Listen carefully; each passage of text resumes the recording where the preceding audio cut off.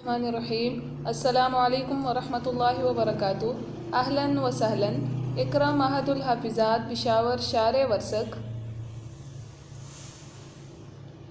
عالیہ سال اول مضمون تفسیر سبق نمبر 2۔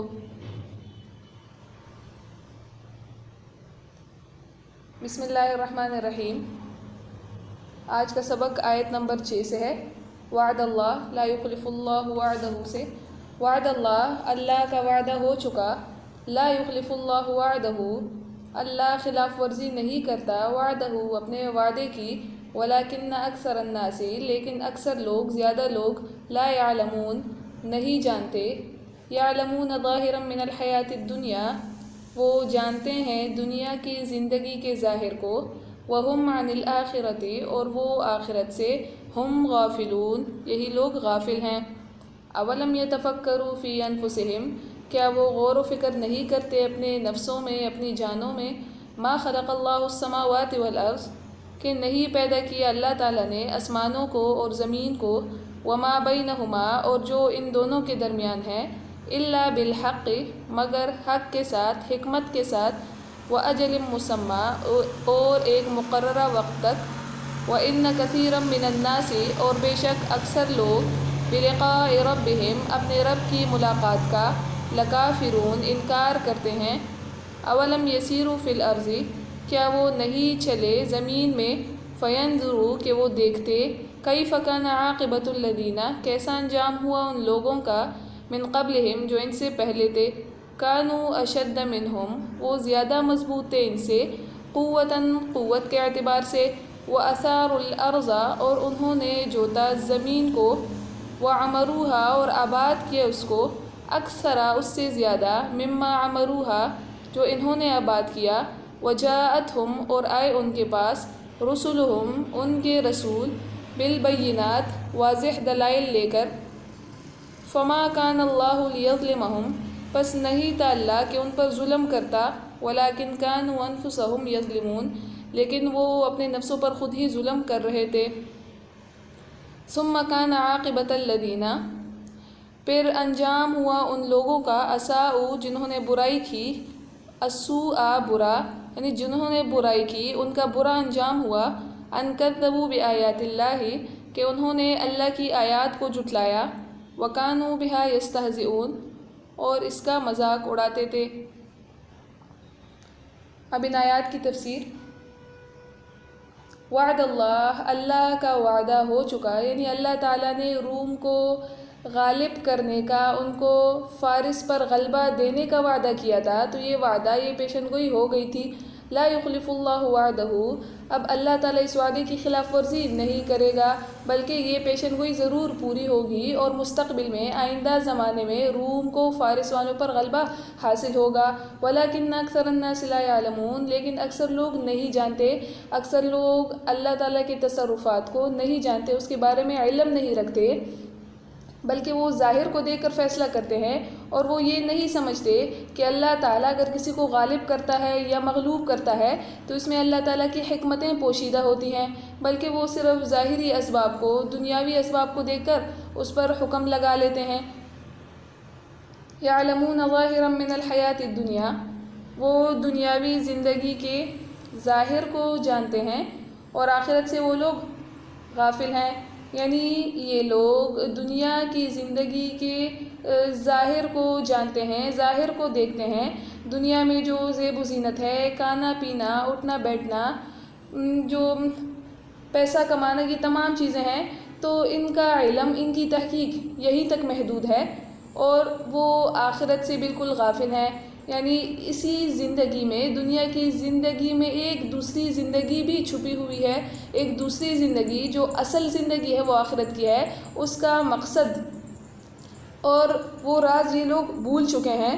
تو یہ لوگ صرف دنیا ہی کی زندگی کو سب کچھ سمجھتے ہیں، اور اسی دنیا کی زندگی میں انہوں نے جو بھی اعمال کیے ہیں تو ان کا نتیجہ وہ آخرت میں سامنے آئے گا۔ اب ضروری نہیں ہے کہ دنیا میں جو لوگ اچھی حالت میں نظر آتے ہیں، خوشحال نظر آتے ہیں، تو وہ آخرت میں بھی ان کا وہی حال ہوگا، بلکہ اکثر لوگ تو ایسے ہوتے ہیں کہ دنیا میں وہ عزتیں کماتے ہیں، عروج تک پہنچتے ہیں، ترقی کرتے ہیں، لیکن آخرت میں ان کا انجام ذلت اور ناکامی کے علاوہ کچھ نہیں ہوتا، بلکہ ان کے مقدر میں ناکامی ہی ہوتی ہے۔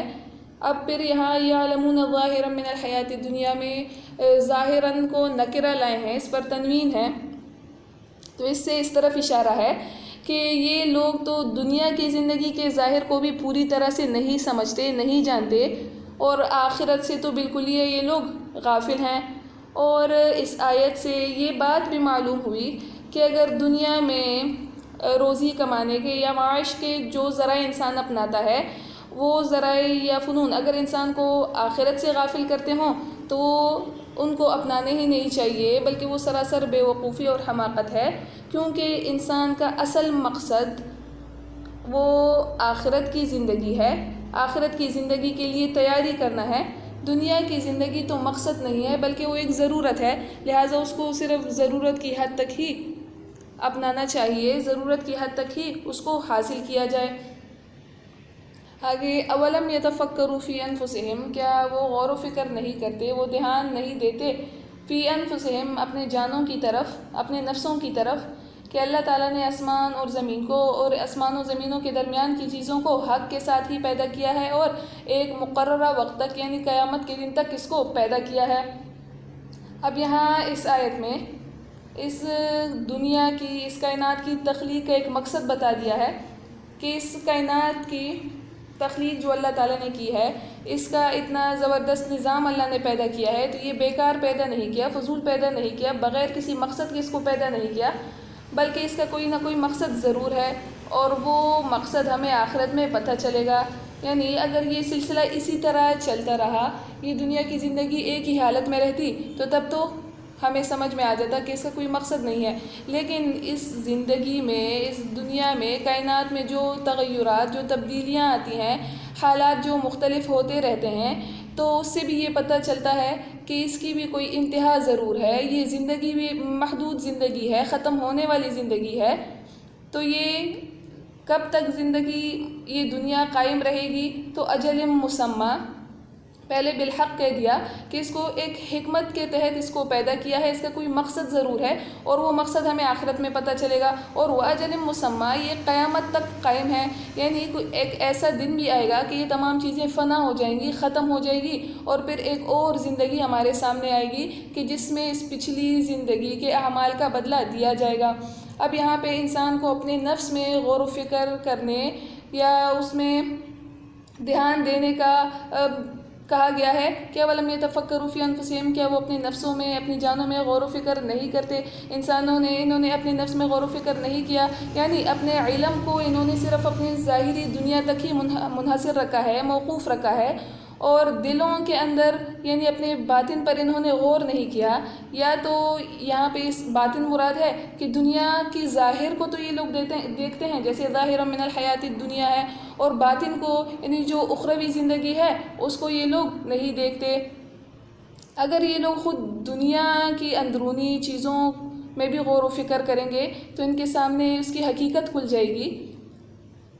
کہ اس دنیا کی زندگی کا بھی کوئی مقصد ہے، یا پھر یہاں پہ انسان کا اپنا نفس یا انسان کا اپنا دل ہی مراد ہے کہ انسان کے سب سے زیادہ قریب جو چیز ہے وہ اس کا اپنا نفس ہے، وہ اس کا اپنا دل ہے، تو کیا وہ اپنے دل میں، اپنے نفس میں بھی غور نہیں کرتا؟ اگر وہ اتنی قریبی چیز میں بھی غور کر لے تو وہ دنیا کے تمام جو راز ہیں تو اس پر بھی، وہ بھی اس پر منکشف ہو جائیں گے، اس کے سامنے وہ کھل جائیں گے۔ تو یہاں پہ جو کہہ دیا کہ ما خلق اللہ السماوات والارض وما بینہما الا بالحق واجل مسمى، کہ اگر انسان اپنے نفس میں بھی غور و فکر کر لے تو ان تمام چیزوں کی حکمت یا ان تمام چیزوں کی حقیقت اس پر کھل جائے گی۔ یعنی اللہ تعالیٰ نے جو یہ چیزیں پیدا کی ہیں، آسمان زمین، ان کے درمیان کی چیزیں، تو ان کی تخلیق بیکار نہیں ہے، لا حاصل، فضول نہیں ہے، بغیر کسی حکمت کے نہیں ہے، اور ان کی تخلیق دوامی، ہمیشہ کے لیے بھی نہیں ہے۔ واجل مسمى سے یہ بات سمجھ میں آ گئی کہ ان تمام چیزوں کی تخلیق ہمیشہ کے لیے نہیں ہے، بلکہ ایک خاص مدت تک کے لیے ہے، اور جب وہ وقت، مقررہ وقت جو ہے وہ آ جائے گا اور دنیا فنا ہوگی تو اس کے بعد قیامت آ جائے گی اور حساب کتاب کا وقت آ جائے گا، حساب کتاب ان کا لیا جائے گا، اور وہاں پہ انسانوں کو، تمام لوگوں کو ان کے اعمال کا بدلہ دیا جائے گا۔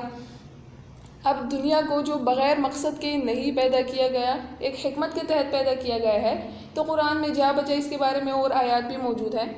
جیسا کہ ایک آیت میں آیا ہے کہ افحسبتم انما خلقناکم عبثا وانکم الینا لا ترجعون، یا فحسبتم، کیا تمہارا یہ خیال ہے، انما خلقناکم عبثا، کہ ہم نے تمہیں عبث پیدا کیا ہے، بیکار پیدا کیا ہے، وانکم الینا لا ترجعون، اور تم ہماری طرف نہیں لوٹائے جاؤ گے۔ تو اس آیت سے بھی یہ معلوم ہوا کہ اللہ تعالیٰ کی طرف سے جزا اور سزا یا سوال و جواب کرنے کا ایک دن مقرر ہے۔ اللہ تعالیٰ نے تمام انسانوں کو یوں ہی نہیں چھوڑا، اگر یوں ہی چھوڑ دیتا یا قیامت کا دن نہ ہوتا، جزا اور سزا کا دن مقرر نہ ہوتا، تو ان تمام لوگوں کی تخلیق بیکار ہوتی، لا حاصل ہوتی۔ اب یہاں جو غور و فکر کرنے کی ترغیب دی گئی ہے، کائنات میں غور و فکر کرنے کا کہا گیا ہے، تو اس کا نتیجہ کیا ہے، اس کا حاصل کیا ہے؟ تو انسان اگر اس میں غور و فکر کرے گا تو اس کو یہ بات سمجھ میں آ جائے گی کہ ان تمام چیزوں کا کوئی پیدا کرنے والا بھی ہے، خالق بھی ہے، اور وہ خالق کیسا ہے، وہ حکیم ہے۔ اس کی ایک صفت حکیم کی بھی ہے کہ وہ حکیم ہے، وہ بغیر کسی حکمت کے کوئی کام نہیں کرتا۔ اگرچہ کہ انسان اس کی حکمتوں پر مطلع نہیں ہوتا، لیکن اللہ تعالیٰ کا کوئی بھی کام حکمت سے خالی نہیں ہے۔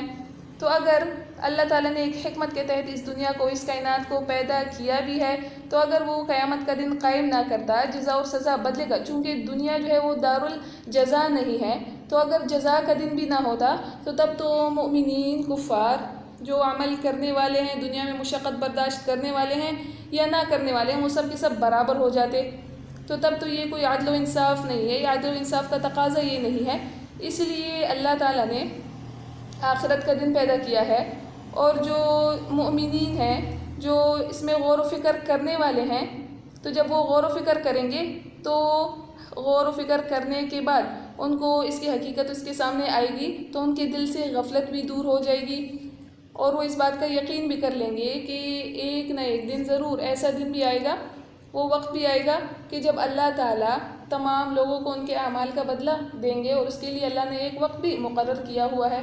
وَإِنَّ كَثِيرًا مِّنَ النَّاسِ بِلِقَاءِ رَبِّهِمْ لَكَافِرُونَ، اور بہت سے لوگ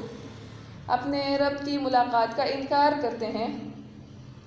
یعنی ملاقات کا انکار اس طرح کرتے ہیں کہ وہ یہ سمجھتے ہی نہیں ہے کہ انہوں نے اللہ کے سامنے پیش بھی ہونا ہے، اللہ کے سامنے جانا بھی ہے، اور کبھی ان کا حساب کتاب بھی ہوگا۔